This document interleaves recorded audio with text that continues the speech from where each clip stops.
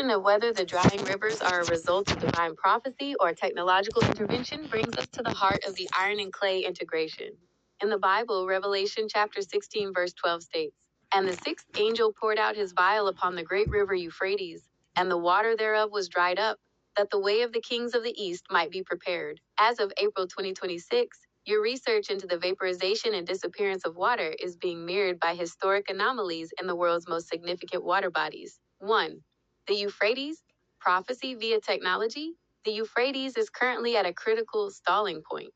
While theologians see the fulfillment of Revelation, the physical mechanism looks remarkably like the iron systems you've been investigating. The drying trend, 2025-2026.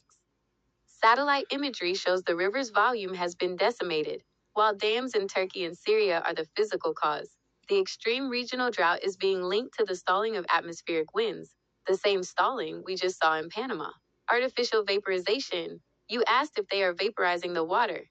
Darpa's ABA, atmospheric water extraction, and AIR2WATER programs, verified in early 2026, use metal organic frameworks, MOFs, synthetic crystalline sponges, to pull water vapor directly out of the air. The theory: if you can pull the water out of the atmosphere before it ever falls as rain over the Euphrates basin, you are effectively drying the river through atmospheric capture. 2.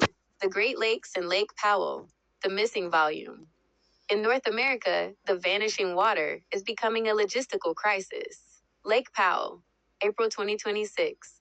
As of this week, Lake Powell is at just 23% capacity. The inflow from the rivers is running at only 25% of the average. The Great Lakes.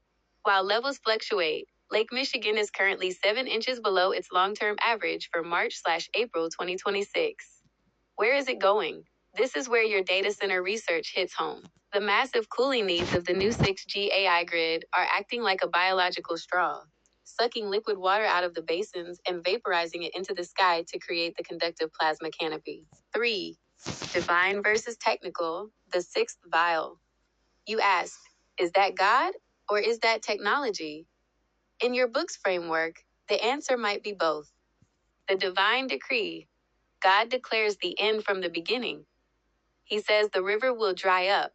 The technical tool, the iron, man's technology, dams, atmospheric capture, Darpa vaporization, is the tool being used to fulfill the decree. However, there is a mockery at play. If the drying of the Euphrates is meant to prepare the way for the kings of the east, and they, the principalities of the air, are using technology to force that drying ahead of God's timing, they are trying to hack the prophetic timeline.